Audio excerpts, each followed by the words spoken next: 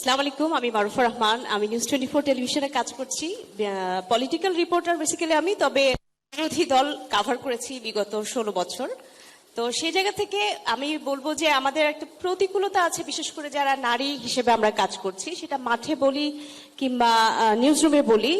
তো যদি আপনি ক্ষমতায় আসেন বা রাষ্ট্র পরিচালনার জায়গায় আসেন, গণমাধ্যমের স্বাধীনতার কথা আপনারা বলছেন এবং ইশতেহারেও এটি একটি বড় বিষয় হয়ে থাকবে বলে আমরা জানতে পেরেছি।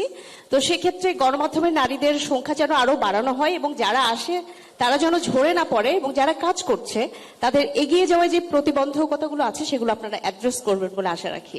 Thank you. বাড়তি খরচ না করে আজই অর্ডার করুন ফুডি অ্যাপে। ফুডি। আপনি রেসপন্ড করবেন?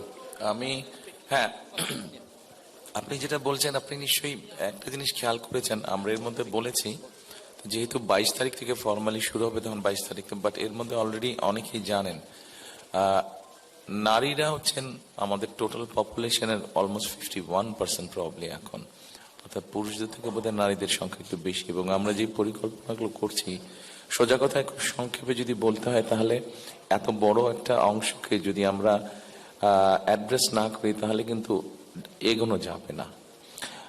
এবং সেই জন্য আমরা একটা ফ্যামিলি কার্ড আমরা ইন্ট্রোডিউস করতে চাইছি, যেটা দিয়ে আমরা প্রান্তিক মহিলাদেরকে, নারীদেরকে আমরা একটা সহযোগিতা দেওয়ার চেষ্টা করব, যেখান থেকে তারা ধীরে ধীরে ভাবে অর্থনৈতিকভাবে স্বাবলম্বী হতে পারেন। আপনি সিকিউরিটির যেই কথাটা বলেছেন, অবশ্যই এটা এখানে একজন বক্তা একটু আগে সোশ্যাল মিডিয়াতে বলেছেন। আমরা দেখছি সোশ্যাল মিডিয়াতে একটা ট্রেন, যদিও খুব বেশি আমার সোশ্যাল মিডিয়াতে থাকার স্কোপ হয় না, কিন্তু সোশ্যাল মিডিয়াতে একটা ট্রেন দেখা যাচ্ছে অনেক সময় নারীরা খুব হেনস্থার শিকার হচ্ছেন।